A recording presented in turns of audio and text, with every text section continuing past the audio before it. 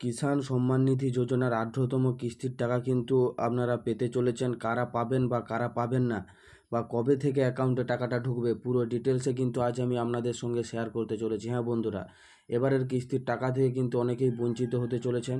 তা কারা কারা এই কিস্তির টাকা থেকে বঞ্চিত হতে চলেছেন তা নিয়ে কিন্তু এই ভিডিওতে আমি আপনাদের সঙ্গে আলোচনা করব। তাছাড়াও বলে রাখি, যারা নতুন আবেদন করতে চাইছেন তারা কিন্তু অনায়াসেই নতুন আবেদন করে নিতে পারবেন। 18তম কিস্তি পাওয়ার আগে যদি আবেদন করে জমা দিয়ে দিতে পারেন তাহলে কিন্তু আপনারা 18তম কিস্তির টাকা অনায়াসেই পেয়ে যাবেন। আজ আমি আপনাদের সঙ্গে শেয়ার করব যে কিষাণ সম্মান নিধির 18তম কিস্তির টাকা কত তারিখ পেতে চলেছেন। পাওয়ার আগে আপনার আইডিগুলো চেক করে নিন ঠিক রয়েছে তো। এই নিয়ে কিন্তু বিস্তারিত আলোচনা করব। যদি আমার এই ভিডিওটি আপনাদের ভালো লেগে থাকে অবশ্যই আমার চ্যানেলটি সাবস্ক্রাইব করে রাখবেন এবং পাশে থাকা বেল আইকনটি অল অপশানটি অন করে রাখবেন যাতে এরকম নতুন নতুন আপডেট আপনারা আগে পান।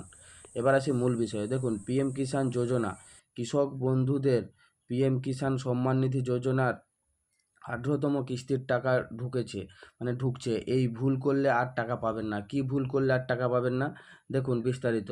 প্রধানমন্ত্রী কিষাণ সম্মান নিধি যোজনা পিএম কিষাণ যোজনা কেন্দ্রীয় সরকারের একটি কল্যাণমূলক প্রকল্প, যার মাধ্যমে দেশের কৃষকদের আর্থিক সহায়তা প্রদান করা হয়। এই স্কিমের অধীনে যোগ্য কৃষকদের প্রতি 4 মাসে 2000 টাকা 3টি কিস্তি দেওয়া হয়, যার ফলে প্রতি বছর তারা মোট 6000 টাকার সুবিধা পান। ইতিমধ্যে 17টি কিস্তির টাকা 17তম কিস্তির টাকা দেওয়া হয়ে গিয়েছে এই প্রকল্পের অধীনে। শেষ কিস্তিটি দেওয়া হয়েছে এবছর এপ্রিল মাসে। তারপরে কি বলেছে দেখুন, এবার 18তম কিস্তির টাকা দেওয়ার পালা, শীঘ্রই ছাড়া হতে পারে বলে কেন্দ্রীয় সূত্রে খবর। কিন্তু শোনা যাচ্ছে এবার অনেক কৃষক নাকি এই টাকা নাও পেতে পারে। কয়েকটি ছোট্ট ভুল থাকলেই কিষাণ যোজনার লিস্ট থেকে নাম বাদ দিয়ে দিচ্ছে সরকার। আপনি এরকম কোনো ভুল করছেন না তো? তবে এখনই সাবধান হয়ে যান। দেখুন এখানে কি বলেছে, কি ভুল থাকলে কিন্তু আপনাদের এই 18তম কিস্তির টাকা আপনারা পাবেন না। দেখুন কি বলেছে, কি কারণে টাকা পাবেন না। যেসব কারণে বাতিল হতে পারে কিষাণ যোজনার 18তম কিস্তির টাকা, তা কারণগুলি কি? যদি আপনার ব্যাঙ্ক অ্যাকাউন্টের সাথে আপনার আধার কার্ড লিঙ্ক করা না থাকে তাহলে আপনার 18তম কিস্তি আটকে যেতে পারে।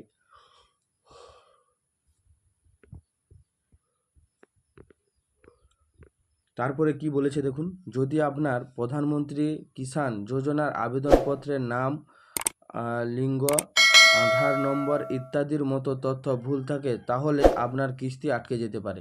দেখুন এখানে কিন্তু আরেকটা কথা বলেছে, নাম, আধার কার্ডের সাথে যদি যে নাম রয়েছে সে নামের সাথে যদি আপনার পিএম কিষাণ রেজিস্ট্রেশনের সময় ভুল হয়ে থাকে তাহলে কিন্তু আপনি পিএম কিষাণ নাও পেতে পারেন। তারপরে 3 নম্বরে কি বলেছে, যদি আপনার আবেদনপত্রের ব্যাঙ্ক অ্যাকাউন্টের তথ্য ভুল থাকে তাহলে আপনার কিস্তি আটকে যেতে পারে। দেখুন এখানেও কিন্তু বলেছে যে ব্যাঙ্ক অ্যাকাউন্টের তথ্য যদি ভুল থাকে, ব্যাঙ্ক অ্যাকাউন্টের তথ্য ভুল থাকলেই তো আপনারা টাকা পাবেনই না, এটা তো আপনারা ভালোভাবেই জানেন, কারণ টাকাটা আপনাদের ব্যাঙ্ক অ্যাকাউন্টেই ঢোকে। তা যদি সমস্যা থাকে তাহলে টাকাটা আপনারা কিভাবে পাবেন। তারপরে দেখুন 4 নম্বরে কি বলেছে, প্রধানমন্ত্রী কিষাণ যোজনার অধীনে নির্ধারিত সময়ের মধ্যে জমি যাচাই না করা হলে সেই সমস্ত কৃষকদের কিস্তি আটকে যেতে পারে। দেখুন এখানে কিন্তু পিএম কিষাণের অনেকগুলো নতুন নিয়ম চালু করে দিয়েছে, যাতে বলেছে আপনার যে জায়গাটা দিয়ে আপনি রেজিস্ট্রেশন করেছেন সেই রেজিস্ট্রেশনটা কিন্তু আপনাকে চেক করে নিতে হবে যে আপনার নতুন জায়গা যে জায়গাটা রয়েছে সেটা যদি আপনি কোনো সময় বিক্রি করে দেন তাহলে তো কিন্তু সেও তো পিএম কিষাণের জন্য আবেদন করবে।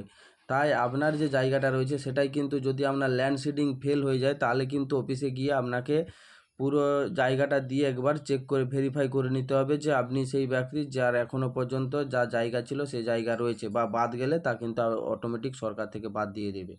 হ্যাঁ বন্ধুরা, তার মানে আপনি যদি জমি বিক্রি করে থাকেন অবশ্যই তার আগে বিক্রি করার পরেই কিন্তু আপনারা অফিসে যাবেন, গিয়ে অফিসে বলে দিবেন যে আমার এই দাগটা আমার কাছ থেকে নেই, আমার কাছ থেকে বিক্রি হয়ে গেছে, তাহলে তারা অটোমেটিক এটা ঠিক করে দিবে। নাহলে পরে টাকা পেতে বঞ্চিত হয়ে গেলে একবার সেটা ঠিক করতে অনেক সময় লাগে। তারপরে কি বলেছে, প্রধানমন্ত্রী কিষাণ যোজনার কিস্তির সুবিধা পেতে ইকেওয়াইসি করার বাধ্যতামূলক, যা কখনোই আধার ভিত্তিক ইকেওয়াইসি সম্পন্ন করেননি তারা এই কিস্তি পাবেন না। দেখুন এখানে কিন্তু একটা কথা বলেছে, ইকেওয়াইসি কাদের করতে হবে, যারা টাকা পাচ্ছে তাদেরকে ইকেওয়াইসি করতেই হবে।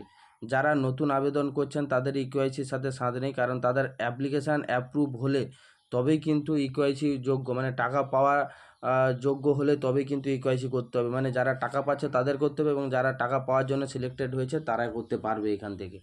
এবার ইকেওয়াইসিটা করলে তবেই কিন্তু আপনারা টাকাটা পাবেন অ্যাকাউন্টে। দেখুন এখানে কিন্তু যে আপডেটগুলো দিয়েছে পুরো আপডেটটা কিন্তু ভালোভাবে বুঝিয়ে দিয়েছে। দেখুন যে কি কি গন্ডগোল থাকলে কিন্তু আপনারা টাকা পাবেন না। তারপরে কি বলেছেন কিভাবে করা যাবে এই ইকেওয়াইসি।